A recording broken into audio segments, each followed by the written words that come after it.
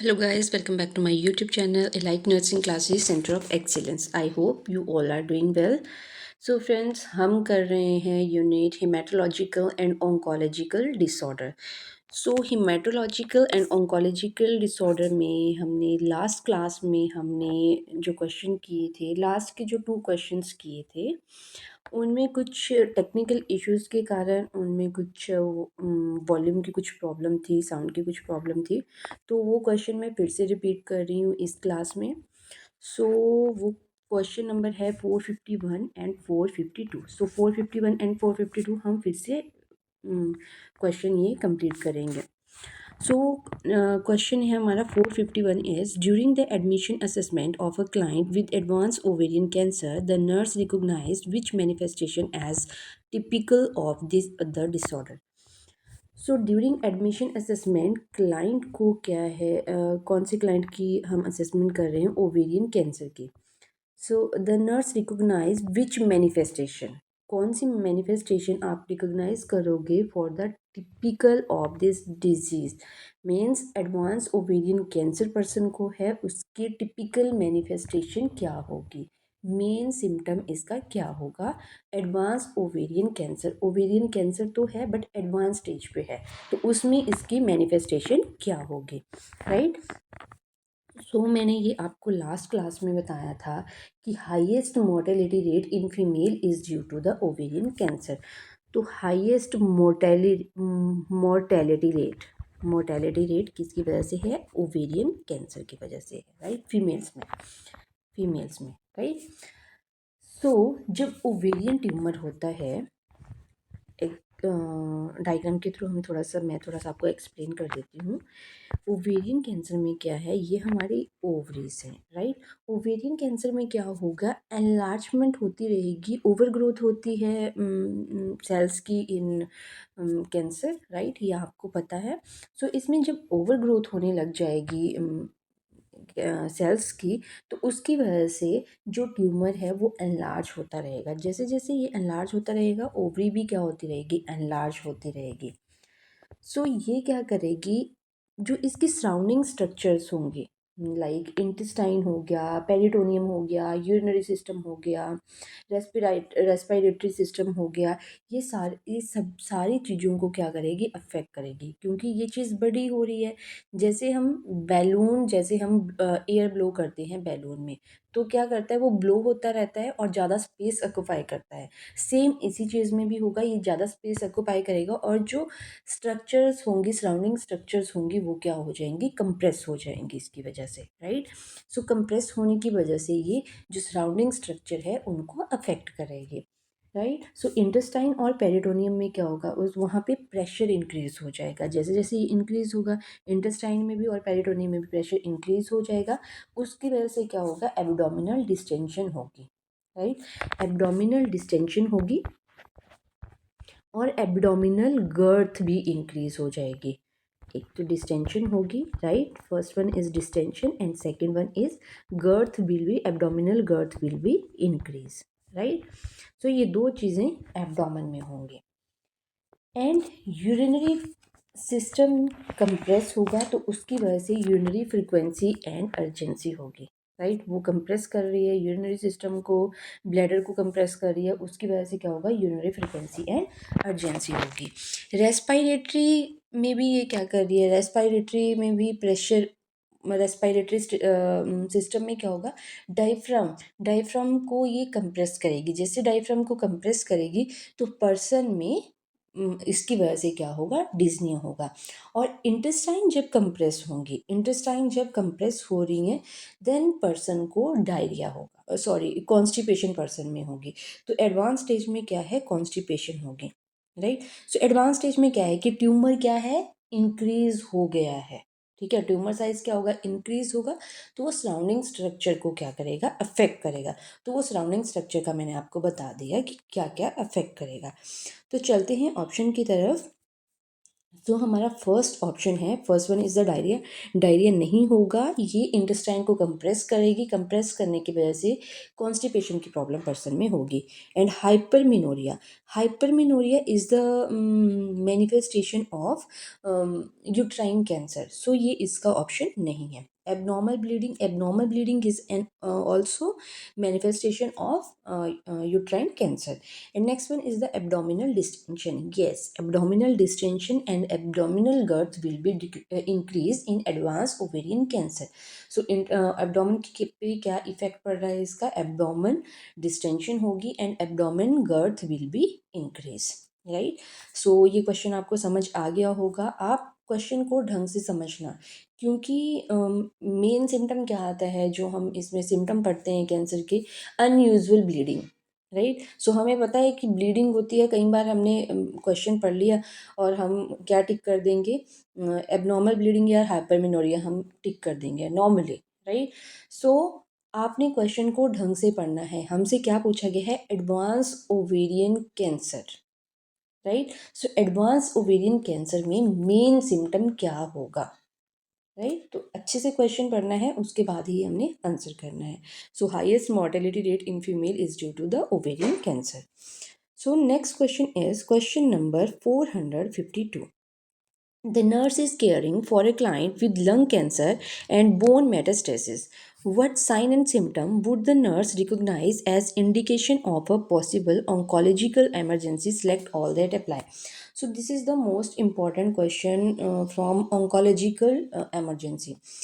So nurse care कर रही है client की lung cancer है and bone metastasis है person में, right?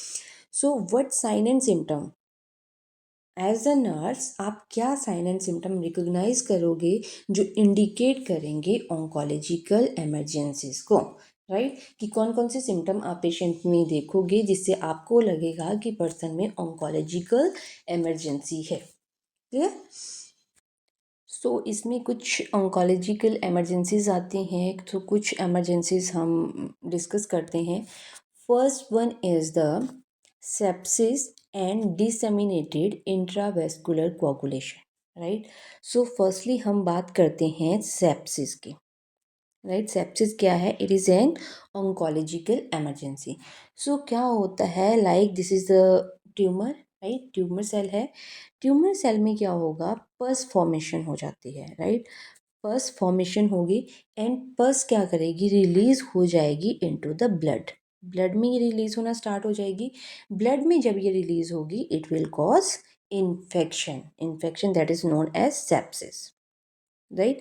सेप्सिस का समझ आ गया कि सेप्सिस पेशेंट को जो ट्यूमर सेल है, ट्यूमर सेल में पस फॉर्मेशन होगी एंड वो पस फॉर्मेशन रिलीज होने लग जाएगी ब्लड में, जिसकी वजह से वो क्या कॉज करेगी, सेप्सिस कॉज करेगी, राइट। सो ये हो गया हमारा first one is the sepsis. अब सेकंड वन है हमारा डिसेमिनेटेड इंट्रावेस्कुलर कोagulation। सो डिसेमिनेटेड इंट्रावेस्कुलर कोagulation में क्या होगा, जब सेप्सिस पर्सन में होगी, राइट। सेप्सिस किसकी वजह से हुई है, पस फॉर्मेशन की वजह से हुई है एंड पस फॉर्मेशन, पस किस में रिलीज होने लगी, ब्लड में भी पस चलेगी। तो जब ब्लड में भी पस चली गई है तो उसकी वजह से, सेप्सिस की वजह से इंजरी होगी to the blood vessels, right. Injury होगी टू द ब्लड, इंजरी होगी ब्लड में एंड उसके बाद स्टार्ट हो जाएगी वहाँ पे कोagulation स्टार्ट हो जाएगी, राइट। उसकी वजह से क्या होगा, वहाँ पे consumption of clotting factor start हो जाएगी, वहाँ पे क्लॉटिंग फैक्टर वहाँ पे क्या होना स्टार्ट हो जाएंगे, कंज्यूम करना स्टार्ट हो जाएंगे और वहाँ पे एब्सेंट हो जाएगी क्लॉटिंग, राइट। अगर क्लॉटिंग एब्सेंट हो जाएगी देन उसकी वजह से क्या होगी, ब्लीडिंग होगी, जिसको हम क्या बोलते हैं, डिसेमिनेटेड इंट्रावेस्कुलर कोagulation, DIC जिसको हम बोलते हैं, ठीक है। सो इसमें क्या होगा, सेप्सिस हुआ, सेप्सिस की वजह से ब्लड में क्या होगी, इंजरी होगी। जब ब्लड में इंजरी हो जाएगी तो वहाँ पे जो कोagulation स्टार्ट हो जाएगी वहाँ पे, ठीक है। इंजरी की वजह से स्टार्ट हो जाएगी यहाँ पे कोagulation, कोagulation स्टार्ट हो जाएगी एंड कोagulation स्टार्ट होने की वजह से वहाँ पे कंजप्शन होने लग जाएगी क्लॉटिंग फैक्टर्स की, राइट। सो क्लॉटिंग फैक्टर यहाँ पे कंज्यूम होने लग जाएंगे। जब यहाँ पे क्लॉटिंग फैक्टर कंज्यूम होंगे देन बॉडी में क्या होगा, clotting factor will be absent, absent हो जाएंगे clotting factor, clotting factor will be absent, absent जब होंगे तो उसकी वजह से किस चीज़ के चांसेस होंगे, ब्लीडिंग के चांसेस होंगे। तो उसको हम क्या बोलते हैं, उसको हम बोलते हैं डिसेमिनेटेड इंट्रावैस्कुलर कोagulation। आई थिंक आपको ये क्लियर हो गया। टू हमने ऑन्कोलॉजिकल इमरजेंसी हमने कर ली, first one is the sepsis and second one is the disseminated intravascular coagulation. So third emergency की हम बात करते हैं, syndrome of inappropriate anti diuretic hormone. So आपने ये एंडोक्राइन सिस्टम में भी पढ़ा होगा, हम भी आगे डिस्कस करेंगे एंडोक्राइन सिस्टम में। So syndrome of inappropriated anti diuretic hormones, right. So ये जो है ये कैसे होगा, अगर ट्यूमर पोस्टीरियर पिट्यूटरी में प्रेजेंट है, ठीक है, पोस्टीरियर पिट्यूटरी में अगर ट्यूमर प्रेजेंट है, ट्यूमर कहाँ पे है, पोस्टीरियर पिट्यूटरी में, तो उसकी वजह से क्या होगा, anti diuretic hormone will be increase, anti diuretic hormones will be increase, right. So ADH increase होने की वजह से एंटी डायरेटिक हॉर्मोन्स इंक्रीज होने की वजह से रीएब्जॉर्प्शन ऑफ यूरिन होगी, reabsorption of urine means water overload हो जाएगा, राइट। बिकॉज डायरेटिक हार्मोन क्या करता है, डायरेटिक हार्मोन हेल्प करता है for the diuresis.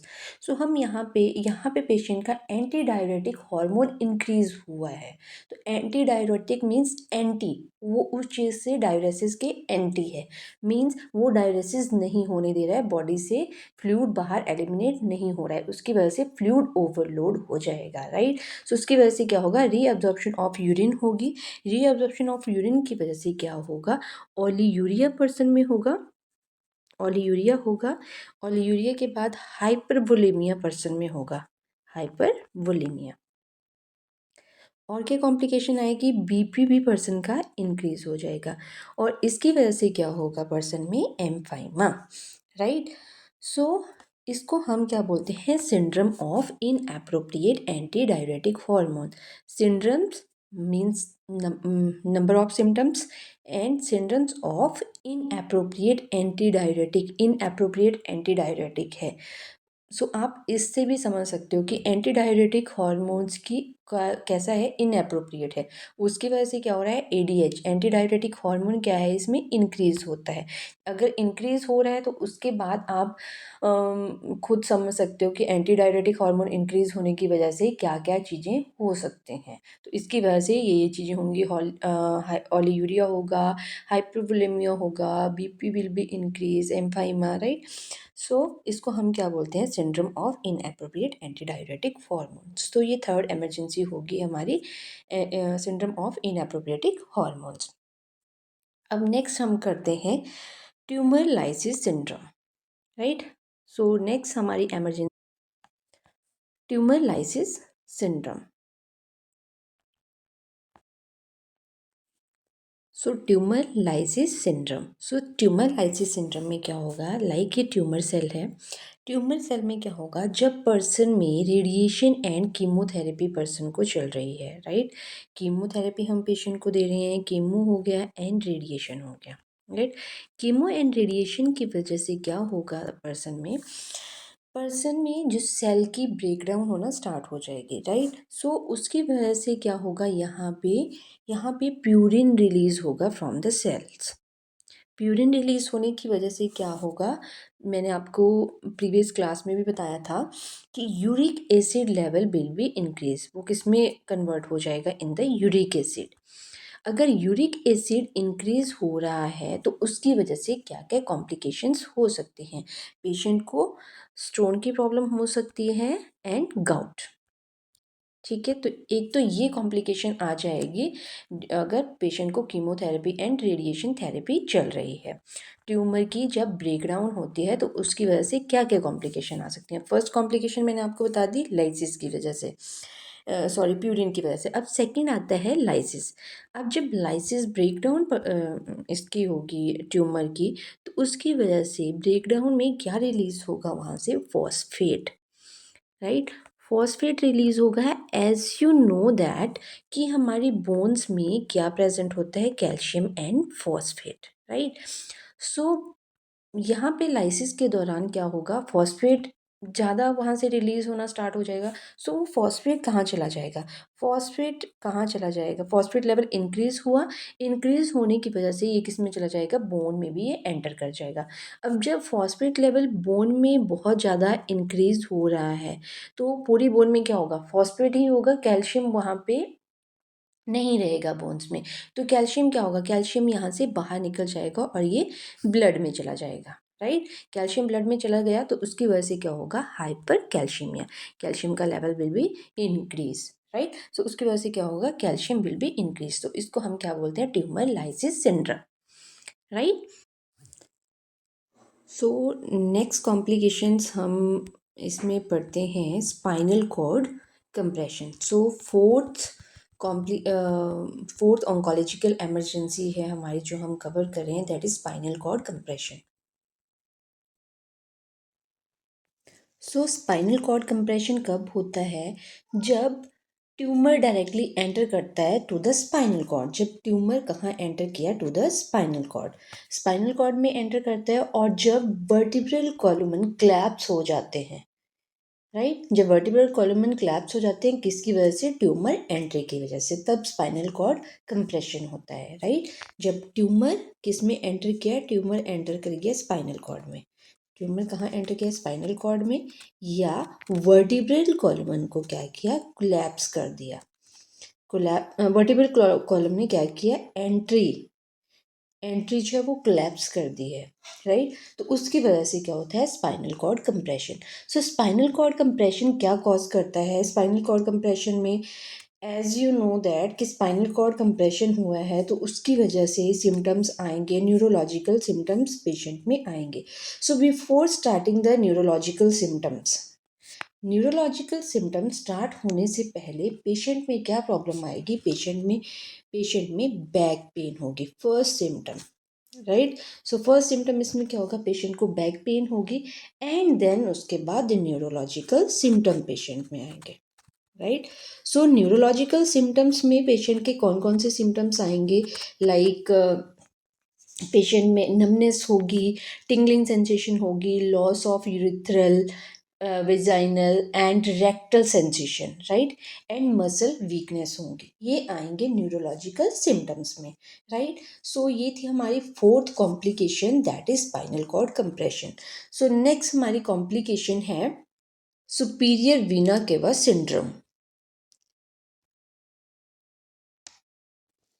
So superior vena cava syndrome, so superior vena cava syndrome कब होगा, जब सुपीरियर वेना केवा कंप्रेस होगा। सुपीरियर वेना केवा जब कंप्रेस होगा ट्यूमर की वजह से, then superior vena cava syndrome होगा। So superior vena cava syndrome में क्या होगा, सुपीरियर वेना केवा क्या हुआ, जब कंप्रेस हुआ और ऑब्स्ट्रक्ट होगा ट्यूमर ग्रोथ की वजह से। कॉमनली ये किस में होता है पेशेंट में, जिन पेशेंट को लंग कैंसर है, लंग कैंसर एंड लिम्फोमा में, लंग एंड लिम्फोमा में, right, lung cancer and lymphoma में superior vena cava syndrome mainly होता है, right. So sine and symptom कैसे होंगे इसमें, जैसे ब्लॉकेज होगी ब्लड फ्लो की वेनस सिस्टम में, राइट। सो सुपीरियर वेना केवा सिंड्रोम में क्या होगा, इसमें ब्लॉकेज होगी वेनस सिस्टम की, तो वेनस सिस्टम की ब्लॉकेज होने की वजह से ब्लड फ्लो क्या होगा वेनस सिस्टम में, उसकी ब्लॉकेज हो जाएगी, राइट। तो उसकी वजह से कहाँ ब्लड फ्लो नहीं हो पाएगा, like head, neck and upper trunk में, राइट। सो कहाँ कहाँ पे नहीं हो पाएगी blood supply, head, neck and upper trunk, right. So इससे रिलेटेड ही हमारे सिम्टम्स होंगे, राइट।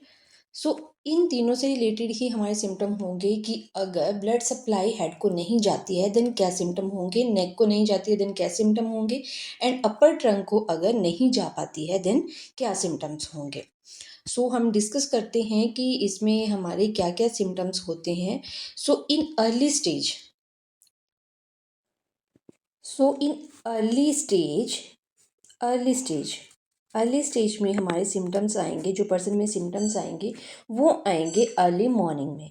अर्ली मॉर्निंग में पर्सन को एडिमा होगा, राइट, एडिमा होगा फेस में, एडिमा होगा फेस में, जो कहाँ होगा, mainly around the eyes, right, and tightening होगी पेशेंट को in the collar, in the chest, right. So chest में पर्सन को बहुत ज़्यादा टाइटनेस होगी, और इसको हम बोलते हैं स्ट्रोक साइन, राइट। सो ये अर्ली सिम्टम हुए हमारे सुपीरियर वेना केवा सिंड्रोम के। नेक्स्ट आता है हमारा कंडीशन जैसे जैसे वर्स्ट होती रहेगी तो उसकी वजह से एडिमा स्प्रेड हो जाएगा आर्म्स में एंड हैंड्स में, राइट, हैंड्स एंड आर्म्स में फिर एडिमा स्प्रेड हो जाएगा, और डिज्निया पर्सन को होगा, एरिथमिया होगा of the upper body, and epistaxis होगा, bleeding from the nose, right. In last में आता है हमारा life threatening sign and symptoms होंगे, जो लास्ट स्टेज पे होंगे, उसमें एयर फ्लो नहीं हो रहा है, उसकी वजह से एयरवे ऑब्स्ट्रक्शन हो जाएगी, हैमरेज हो सकती है पेशेंट को, साइनोसिस हो सकता है पेशेंट में, mental status changes, decrease cardiac output and hypotension. These all are the life threatening sign and symptom of superior vena cava syndrome. सो ये हो गया हमारा superior vena cava syndrome. I think आपको समझ आ गया होगा सुपीरियर वीना केवा सिंड्रोम कैसे होता है, जब सुपीरियर वीना केवा कंप्रेस होता है या ऑब्स्ट्रक्ट होता है through the tumour growth, right. ये मेनली किस में होता है, अगर पर्सन में लंग कैंसर है या पर्सन में लिम्फोमा है। सो साइन एंड सिम्टम की बात की हमने, तो साइन एंड सिम्टम कैसे होते हैं इसमें, लाइक इसमें जब ब्लड फ्लो नहीं होता है to the head, neck and upper trunk, उसकी वजह से साइन एंड सिम्टम अराइज होना स्टार्ट हो जाते हैं। अगर साइन एंड सिम्टम, अगर पेशेंट को ब्लड सप्लाई नहीं हो रही है हेड में, तो उसकी वजह से क्या साइन एंड सिम्टम्स होंगे, अपर ट्रंक में नहीं हो रही है तो उसकी वजह से क्या सिम्टम्स होंगे, एंड नेक में अगर नहीं हो रही है तो उसकी वजह से क्या सिम्टम्स होंगे, राइट। सो ये हो गया हमारा superior vena cava syndrome. So next oncological emergency आती है हमारी हाइपर कैल्शियमिया। सो हाइपर कैल्शियमिया क्या है, ये लेट मैनिफेस्टेशन है जब मैलिग्नेंसी होती है बोन मैरो की, राइट। तो उसकी वजह से क्या होगा, उसकी वजह से जब मेटास्टेसिस हो जाएगा बोन्स में, उसकी वजह से हाइपर कैल्शियमिया होगा, राइट। तो ये लेट मैनिफेस्टेशंस हैं, राइट। सो इसकी वजह से ये अगर पेशेंट की मोबिलिटी डिक्रीज है तो ये और ज़्यादा इंक्रीज कर होता है कैल्शियम का level, right. So early symptoms क्या होंगे इसमें, पेशेंट को फटीक होगा, एनोरेक्सिया होगा, nausea, vomiting, constipation and polyuria होगा, जो हाइपर कैल्शियमिया के सिम्टम्स आएंगे। सो मैंने एक क्लास में मैंने calcium, hyper calcaemia and hypocalcaemia की मैंने क्लासेस ले रखी हैं, उसमें मैंने आपको बताए हैं what are the causes and sign and symptoms of hypercalcaemia through mnemonics. So उसको आप इजीली लर्न कर सकते हो। सो वो लिंक मैं डिस्क्रिप्शन बॉक्स में आपको दे दूँगी, आप वहाँ से उसको फॉलो कर सकते हो, राइट। सो अर्ली सिम्टम्स मैंने बता दिए, and more serious sign and symptoms क्या आएंगे इसमें, सिवियर मसल वीकनेस होगी, डिमिनिश डीप टेंडन रिफ्लेक्सेस होंगे, paralytic ileus, dehydration and change in the ECG. So ECG में क्या चेंजेस आएंगे वो भी मैंने वहाँ पे कवर किया हुआ है। सो आप ईसीजी चेंजेस के लिए भी आप उस वीडियो को फॉलो कर सकते हो, राइट। सो ये होगी हमारी ऑन्कोलॉजिकल इमरजेंसीज। तो ऑन्कोलॉजिकल इमरजेंसी में हमने कौन कौन सी पढ़ी, sepsis, disseminated intravascular coagulation and tumor lysis syndrome, superior vena cava syndrome and spinal cord compression, right. So ये होगी हमारी ऑन्कोलॉजिकल इमरजेंसी। सो हम साथ में इसके क्वेश्चन भी कर लेते हैं। हमारा क्या क्वेश्चन था, हमारा क्वेश्चन था कि पेशेंट को लंग कैंसर है एंड बोन मेटास्टेसिस हो चुका है, right, and what sign and symptoms would the nurse recognise as indication of a possible oncological emergencies, select all that apply. अब इस क्वेश्चन में ध्यान से सुनना कि इसमें बोन मेटास्टेसिस भी हो चुका है, मीन्स कैल्शियम को भी ये अफेक्ट करेगा, राइट। सो हम इसमें ऑप्शंस देखते हैं। First one is the facial oedema in the morning, yes जो हमने पढ़ लिया, जो सुपीरियर वेनर केवा कंप्रेशन की वजह से होगा। एंड वेट लॉस होगा 9 kg इन 1 मंथ। सो 1 मंथ में इतना पेशेंट का वेट रिड्यूस नहीं होगा। Serum calcium level of 12 mg/dl। So serum calcium level increase हुआ है, ये क्या इंडिकेट कर रहा है? Hyper calcaemia. And serum sodium level is in the normal range, and serum potassium level is also in the normal range. And fourth one is the numbness and tingling of the lower extremities. सो ये भी किसकी वजह से होगा? Superior vena cava syndrome की वजह से, right. So friends, ये होगी आज की क्लास में हमारी कंप्लीट होगी ऑन्कोलॉजिकल एमरजेंसीज। सो ऑन्कोलॉजिकल एमरजेंसी से अगर आपको कोई भी क्वेश्चन आता है, सो आई थिंक आप ये इजीली कर लोगे, राइट। सो ऑन्कोलॉजिकल एमरजेंसीज हमारी कंप्लीट हो गई हैं। अब इसमें हमारा सिर्फ नर्सिंग इंटरवेंशन का पार्ट हमारा रहता है। आगे नेक्स्ट किसी क्वेश्चन में अगर इंटरवेंशन आएगी तो हम वहाँ पे सारी इंटरवेंशन कंप्लीट कर लेंगे, राइट। सो फ्रेंड्स, आज की क्लास में इतना ही। नेक्स्ट क्लास में हम फर्दर क्वेश्चन करेंगे, बिकॉज ये इम्पॉर्टेंट है। ऑन्कोलॉजिकल इमरजेंसी टॉपिक, इसको आप कंप्लीट कर लीजिए। अगर आपको इसमें कोई भी डाउट है then you can ask to me, right. And further हम क्वेश्चन नेक्स्ट क्लास में करेंगे। सो तब तक के लिए बाय बाय।